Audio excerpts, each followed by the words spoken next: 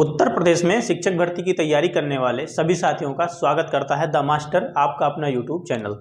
साथियों, हम वर्णमाला पढ़ रहे थे और वर्णमाला में हमने पिछले वीडियो लेक्चर में स्वर के बारे में पढ़ा था।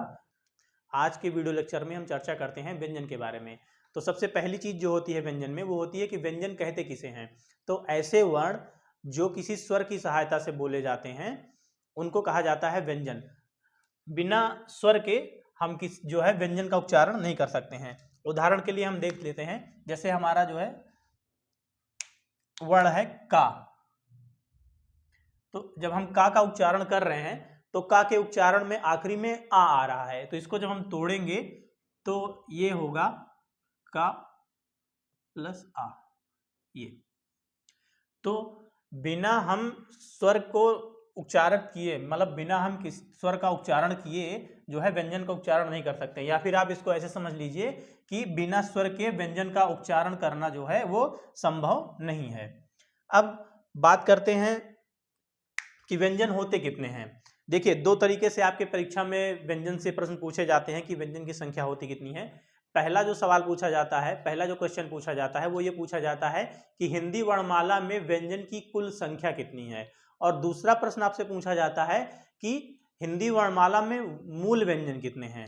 तो जब आपसे पूछा जाएगा कि हिंदी वर्णमाला में कुल कितने व्यंजन हैं, तो आपको याद रखना है कि हिंदी वर्णमाला में कुल 41 व्यंजन है, कुल 41 व्यंजन। लेकिन जब आपसे पूछा जाएगा कि हिंदी वर्णमाला में मूल व्यंजन कितने हैं, तो आपको बताना है, तब आपका उत्तर हो जाएगा 33।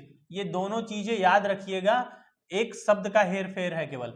जब आपसे पूछा जाएगा कुल व्यंजन, तो आपको जो है उत्तर लगाना है 41। और जब आपसे पूछा जाएगा मूल कि हिंदी वर्णमाला में मूल व्यंजन कितने हैं, तब आपको उत्तर लगाना है 33। इसको ध्यान रखिएगा।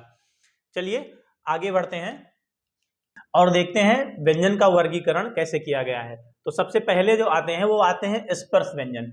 देखिए, स्पर्श व्यंजन की कुल संख्या 25 है। और स्पर्श व्यंजन होते क्या हैं? तो स्पर्श व्यंजन ऐसे व्यंजन या ऐसे वर्ण जिनका उच्चारण करने में हवा जो है हमारे फेफड़े से निकलते हुए हमारे मुंह के किसी विशेष स्थान, जैसे कि हमारा कंठ हो गया, तालू हो गया, ठीक है, दांत हो गया, मुंह हो गया, इन स्थानों पर टच करे तो उसको कहा जाता है स्पर्श व्यंजन। इनकी कुल संख्या 25 है और इनको जो है 5 वर्गों में बांटा गया है। पहला का वर्ग, दूसरा चा वर्ग, तीसरा टा वर्ग, चौथा ता वर्ग और पांचवा फा वर्ग। अब होता क्या है कि जब हम उच्चारण करते हैं तो सबसे पहले जो होती है हवा जो है हमारे कहाँ टकराती है? गले में। तो गले में टकराती है तो ध्यान रखिएगा, तो जो हमारा पहला वर्ग है ये का वर्ग, जिसमें का खा गा घा अंगा आता है, ये कंठ, ये कंठ से उच्चारित होते हैं, गले से। फिर जब हमारी हवा जो है, जब हवा थोड़ा और ऊपर आती है तो टकराती है तालू से। तो हमारा चा वर्ग जो है, चा छा जा झा इया, ये है हमारा तालव्य, यानी तालू, तालू से टकराती है, इसलिए इसको क्या कहा जाता है? तालव्य। फिर हवा जब थोड़ा और ऊपर आती है तो जब हम उच्चारण करते हैं तो हमारी जीभ जो है हल्का सा आगे की तरफ मुड़कर तालू के आगे वाले हिस्से में टच करती है और उसको कहा जाता है मूर्धा। तो हमारा जो अगला वर्ग है टा वर्ग, जिसमें टा ठा डा ढा अड़ा आता है, ये हो जाता है मूर्धन। इसको क्या कहा जाता है? मूर्धा या फिर मूर्धन, आप जो भी कहना चाहें। उसके बाद जब थोड़ा और आगे बढ़ते हैं तो हवा जो है उसके बाद टकराती है हमारे दांत से और अगला वर्ग है ता वर्ग। तो ये जो होता है ता था दा धा ना, ये हमारा है दंत, दंत। फिर उसके बाद सबसे आखिरी में जब हवा हमारे मुंह से बाहर निकलती है तो हमारा आता है होंठ। तो उसके आधार पे अगला वर्ग है पा वर्ग, पा फा बा भा मा, ये क्या हो जाता है? होंठ। यानी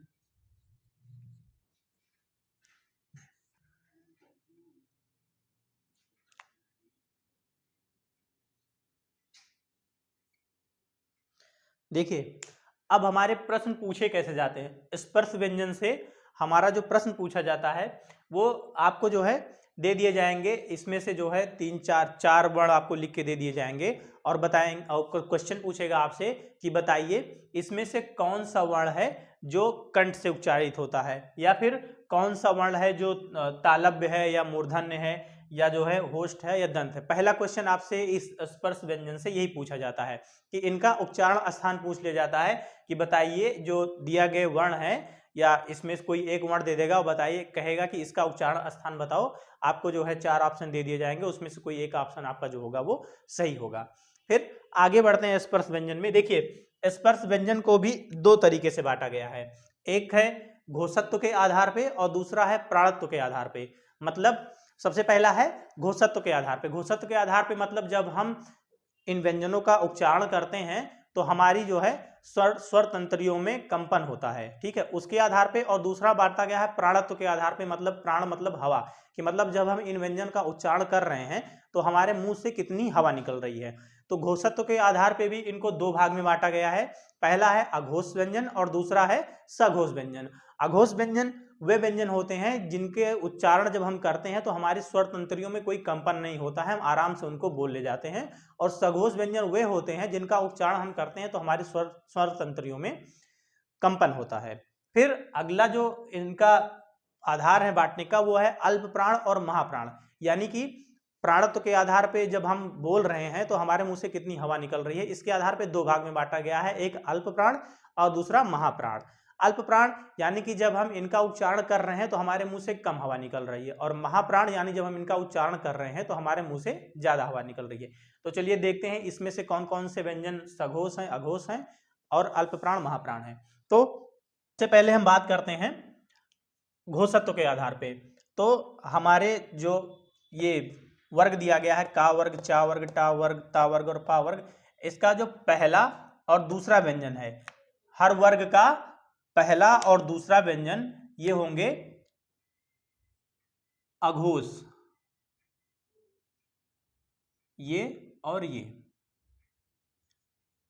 मतलब हर वर्ग का पहला और दूसरा वर्ण जो होगा वो होगा अघोष, और बाकी तीनों वर्ण होंगे वो होंगे सघोष।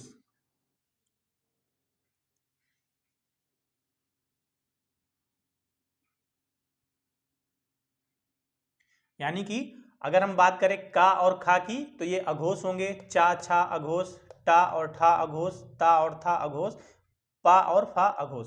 देखिए इसको आपको याद कैसे रखना है कि पहला और दूसरा ये आपका अघोष होगा, बाकी आपके जितने भी वर्ग हैं उसके तीसरे, चौथे और पांचवे जो हैं वो क्या होंगे, सघोष होंगे।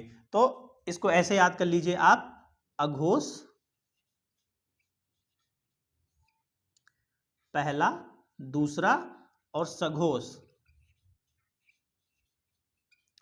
तीसरा, चौथा और पांचवा। मतलब हर वर्ग का पहला और दूसरा अघोष और तीसरा, चौथा, पांचवा वो होगा सघोष। अब अगला जो वर्गीकरण है वो प्राणत्व के आधार पे, यानी कि जब हम इनका उच्चारण कर रहे हैं तो हमारे मुंह से कितनी हवा निकल रही है, कब कम निकल रही है, कब जहां निकल रही है। तो सबसे पहला है अल्प प्राण। तो हर वर्ग का पहला, तीसरा और पांचवा, यानी कि 1, 3 और 5, हर वर्ग का पहला, तीसरा और पांचवा जो होगा वो अल्प प्राण होगा, और दूसरा और चौथा ये महाप्राण होगा। इसको ऐसे आप याद कर लीजिएगा, ये हो जाएगा अल्प प्राण और ये महाप्राण।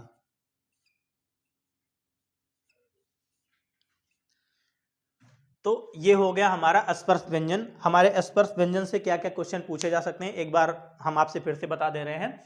सबसे पहला जो आपको स्पर्श व्यंजन से पूछा जाएगा वो होगा कि कौन सा वर्ण का उच्चारण कहाँ से हो रहा है। हमारी जो स्वर तंत्रियां हैं यानी कि कंठ, तालु, मूर्धा, दांत और ओष्ठ, कहाँ से इसका उच्चारण होगा। देखिए इसका याद करने का सबसे अच्छा तरीका है, सबसे पहले आपका का वर्ग, और जब हम उच्चारण करना शुरू करते हैं तो हमारे जो फेफड़े से हवा निकलती है तो सबसे पहले हमारे गले से आके टकराती है।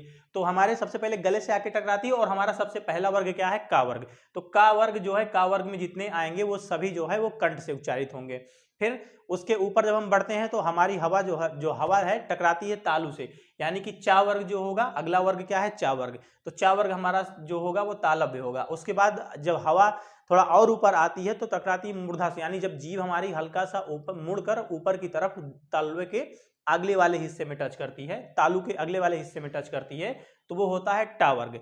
उसके बाद हवा जो है वो आती है दांत के पास, तो अगला जो ता था दाधा है, जीभ क्या होती है जाके दांत में टच करती है, तो अगला जो वर्ग है वो है ता वर्ग, ये होता है दंत। और फिर फा, सबसे आखिरी में फा वर्ग हमारे क्या होते हैं, बंद होते हैं फिर खुलते हैं। उसके बाद सबसे आखिरी में आता है फा वर्ग, जिसको हम कहते हैं होस्ट। इसको याद करने का सबसे अच्छा तरीका यही है कि गला, फिर तालु, फिर उसके बाद मूर्धा, फिर दांत और फिर फा, उसी तरीके से आपके ये वर्ग ऊपर से नीचे तक दिए गए हैं, का से लेके फा तक। फिर अगला जो प्रश्न बनता है वो घोषत्व के आधार पे बनता है कि कौन सा वर्ग, कौन सा वर्ण जो है अघोष है, कौन सा वर्ग जो है सघोष है। तो ये आप याद रखिएगा। हमने आपको बता दिया है कि अगर पहला और दूसरा, हर वर्ग का पहला और दूसरा जो वर्ण होगा वो अघोष होगा, बाकी तीनों, तीसरा चौथा पांचवा वो सघोष होगा। और उसी तरीके से जो है प्राणत्व के आधार पे, मतलब कब हवा ज्यादा निकल रही है कब कम निकल रही है, तो पहला, तीसरा और जो है पांचवा, यानी कि ऑड नंबर पे वो क्या होंगे, अल्प प्राण आपके होंगे, और दूसरा चौथा इवन पे महाप्राण होंगे। ये इतना आप इसको दिमाग में एक फिगर बना के रख लीजिएगा। थोड़ा सा आपको जब क्वेश्चन आएगा तो थोड़ा सा आपको 1 मिनट रुक के सोचना है और आसानी से आप इन प्रश्नों का उत्तर दे सकते हैं। चलिए आगे बढ़ते हैं। अब आगे जो अगला आता है वो है अंतःस्थ व्यंजन। सबसे पहले अंतःस्थ व्यंजन है क्या, ऐसे व्यंजन जो स्वरों और व्यंजनों के बीच में होते हैं उनको कहा जाता है अंतःस्थ व्यंजन। ये 4 होते हैं, या, रा, ला और वा। अब यहां से 2-3 क्वेश्चन पूछे जाते हैं। सबसे पहले तो इनका जो है घोषत्व और प्राणत्व के आधार पे, तो याद रखिएगा कि अंतःस्थ व्यंजन जो होते हैं वो सभी सघोष और अल्प प्राण होते हैं। पहला क्वेश्चन आपसे यहां से पूछा जाता है। फिर अगला जो क्वेश्चन पूछा जाता है, इसी में क्वेश्चन आपके प्रीवियस ईयर के पेपर में क्वेश्चन पूछा गया है कि अर्धस्वर को, मतलब दिए गए वर्णों में से अर्धस्वर कौन से हैं। तो याद रखिएगा आपका या और ला, नहीं माफ कीजिएगा, या और रा, ये आपके अर्धस्वर होते हैं, इन्हीं को अर्धस्वर कहा जाता है। फिर आपके प्रीवियस ईयर में एक और क्वेश्चन पूछा है, वो है कि दिए गए वर्णों में से कौन सा वर्ण लुंठित वर्ण है। तो याद रखिएगा रा जो हमारा होता है, रा, ये लुंठित वर्ण होता है। ये सभी क्वेश्चन प्रीवियस ईयर में पूछे गए हैं, इनको ध्यान रखिएगा। फिर चलिए आगे बढ़ते हैं। अगला है ऊष्म संघर्षी व्यंजन।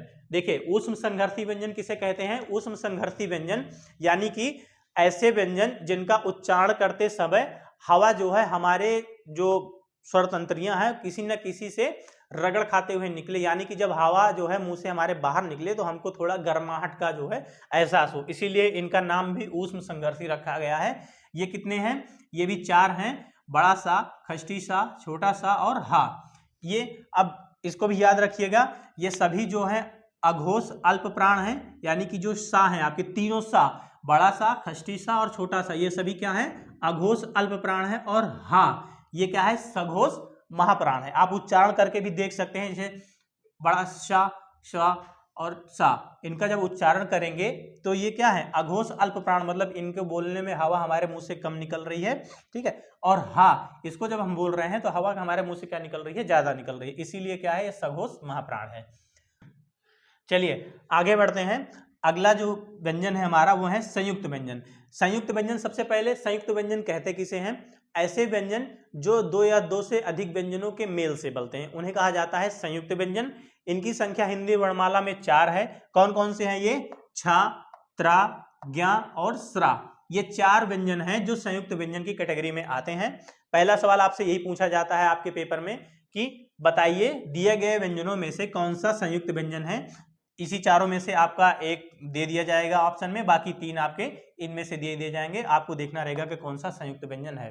फिर अगला जो प्रश्न पूछा जाता है इनसे, वो पूछा जाता है कि ये किन किन वर्णों से मिलकर बने हुए हैं। जैसे आपसे अगर पूछा गया, आपसे प्रश्न में पूछ लिया जाएगा कि छा किन वर्णों से मिलकर बना है, आपको 4 ऑप्शन ऐसे दे दिए जाएंगे, आधा का सा, किसी में का और सा लिख देगा, ठीक है। ऐसे लिख देंगे तो आपको ध्यान देना रहेगा कि छा आपका बना हुआ है का, नीचे हलन प्लस सा से, उसके बाद त्र आपका बना हुआ है ता और रा से, ज्ञा आपका बना हुआ है जा, नीचे हलंत और इया से मिला के, और सरा बना हुआ है बड़ा सा और रा से। ठीक है, ये ध्यान रखिएगा आपका। फिर चलिए आगे बढ़ते हैं। अगला जो प्रकार है वो है उत्क्षिप्त या द्विगुण व्यंजन। सबसे पहले तो आपके प्रश्न, आपके पेपर में यही पूछा जाता है और पूछा गया है प्रीवियस ईयर में कि दिए गए व्यंजनों में से कौन सा द्विगुण व्यंजन है या कौन सा उत्क्षिप्त व्यंजन है। याद रखिएगा, उत्क्षिप्त और द्विगुण दोनों एक ही हैं। कौन कौन से हैं? ढा, ढा और ड़ा, ये दोनों व्यंजन जो आपके हैं ये उत्क्षिप्त व्यंजन है। बस इससे इतनी चीजें पूछी जाती हैं। अगला है हमारा अयोगवाह। तो हिंदी वर्णमाला में अयोगवाह की संख्या 2 है, जिसमें अंगा आता है और आहा आता है। इसे कहा जाता है अनुस्वार, अंगा को कहा जाता है अनुस्वार और इसे कहा जाता है विसर्ग। एक प्रश्न और उठता है कि अयोगवाह कहते किसे हैं? ऐसे वर्ण जो ना तो स्वर हैं और ना ही व्यंजन है, उनको कहा जाता है अयोगवाह। और उसमें 2 वर्ण आते हैं आपके अंगा और आहा। अंगा को कहा जाता है अनुस्वार और आहा को कहा जाता है विसर्ग। तो यहाँ पे आपका व्यंजन जो है वो समाप्त होता है। हमने सारी चीजें व्यंजन में कवर कर ली हैं। इससे ज्यादा जो है आपसे परीक्षा में कुछ नहीं पूछा जाएगा। आप अगर इससे अच्छे से पढ़ लेते हैं, अच्छे से दिमाग में बिठा लेते हैं, तो आपके जो है 4 से 5 क्वेश्चन, मतलब पूरी वर्णमाला से स्वर और व्यंजन को मिला के आप कम से कम आपके दोनों पेपर, चाहे वो प्राइमरी का हो चाहे वो जूनियर का हो, आपके कम से कम 4 से 5 प्रश्न पूछे जाएंगे। और मुझे नहीं लगता कि इतना पढ़ने के बाद आप उनमें से कोई भी प्रश्न गलत करेंगे। तो उम्मीद करते हैं कि आपको वीडियो अच्छा लगा होगा। अगर वीडियो अच्छा लगा हो तो वीडियो को लाइक कीजिए, चैनल को सब्सक्राइब कीजिए। मिलते हैं अगले वीडियो में। नमस्कार।